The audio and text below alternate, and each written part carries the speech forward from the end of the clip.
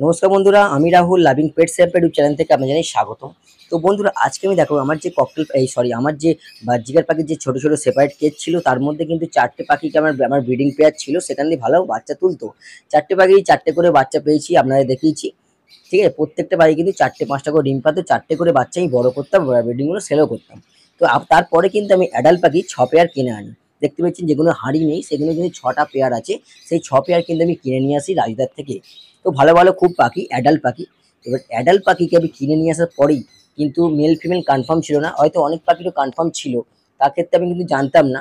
সে কিন্তু আর ভেঙেছে। আর এখানে বাচ্চা হয়েছে, কিন্তু বাচ্চার একটু পটির সমস্যা আছে। এই সমস্যাটা কি করতে হবে সেটা আমি একটা নেক্সট ভিডিও বানাবো আর আপনাদের সাথে শেয়ার করব। ঠিক আছে, এই পেয়ারটা যতবারই বাচ্চা হয় তখন কিন্তু পটির সমস্যা এরকম হয়। এটা কি করতে হবে সেটা আপনার সাথে শেয়ার করব। ঠিক আছে, নেক্সট ভিডিওতে শেয়ার করবো। ভিডিও পেয়ে আসে, চ্যানেলটিকে ফলো রাখুন, পেয়ে যাবেন।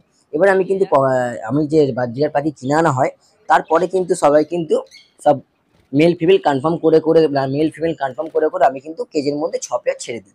6 পেয়ার ছাড়ার পর প্রায় 13 থেকে 14 দিন হয়ে গেছে। তারা কিন্তু কিছু কিছু পাখি পেয়ার করে নিয়েছে, আবার কিছু পাখি পেয়ার করতে পারেনি। রাত্রিরে দেখলে বোঝা যাবে, বা ঠোঁটে ঠোঁটে কথা বললে বুঝতে পারবেন যে পেয়ার হয়ে গেছে। ঠিক আছে, এগুলো যে 6 পেয়ার আছে, 6 পেয়ারই কিন্তু আমার পেয়ার হয়ে গেছে, একটু টাইম নিয়েছে। এটাও খুব সুন্দর পেয়ার হয়েছে। ঠিক আছে, এবার কিন্তু ওদেরকে আমি হাঁড়ি দেবো। এই হাঁড়ি দেবার আগে আপনাদের কিন্তু পাখিদের কি করাতে হবে, একটু মাল্টিভিটামিন দিতে হবে। কিন্তু এখন রেমাল সাইক্লোন আসার পরে অত্যন্ত কিন্তু গরমটা আবার বেড়ে গেছে। এখন যদি হাঁড়ি দিয়ে দিই আর ব্রিডিংয়ের ক্ষেত্রে মাল্টিভিটামিন ইউজ করি, পাখিদের কিন্তু অত্যন্ত রোগা হয়ে যাবে, সিমনে হয়ে যাবে, পাখির খাওয়া কমে যাবে। তাই নয়, 2-1 দিন পর, যেমন এখন জুন মাস চলছে, জুন মাসের শেষের দিকে আমি কিন্তু এদেরকে রিকোভিড দেবো বা ভাইমিনাল মেডিসিনটি ব্যবহার করব। তাই এটা ব্রিডিংয়ের ক্ষেত্রে কিন্তু ওটা ভালো হবে। আর তারপরে কিন্তু আমি হাঁড়ি দেবো। ঠিক আছে, হাঁড়ি দিলেই পাখি কিন্তু রেডি। দেখুন পেয়ারগুলো খুবই সুন্দর সুন্দর লম্বা লম্বা বেছে বেছে পেয়ার করা আছে, ব্লাড লাইন আলাদা। যে ব্লাড লাইন ছিল তাদেরকে চেঞ্জ করে দিই। ব্লাড লাইন চেঞ্জ করলে খুবই বাচ্চাগুলো ভালো হয়, বাচ্চার কোনো ফেদার ফ্ল্যাকিংয়ে কোনো সমস্যা হয় না।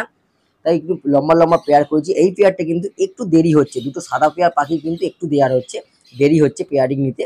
আর এই পাখিগুলো খুবই সুন্দর, খুব সুন্দর কিন্তু কালার পেয়েছি, দুটো রেনবো কালার পেয়েছি। মেল ফিমেল কনফার্ম ছিল, এদের সাথে এটা পেয়ার করেছি। এটা হাঁড়ি দিলে কিন্তু এখন ডিম পারবে, কিন্তু আমি এখন হাঁড়ি দিইনি, কিছুদিন পর হাঁড়ি দেবো। মাল্টিভিটামিন একটা ভিটামিনটাকে ভালোভাবে খাওয়াতে হবে, উইকে 3 বার 4 বার খাবিয়ে তারপর পাখিকে হাঁড়ি দেবো। একটা ঘর থেকে অন্য ঘরে এসেছে, সেই কারণে।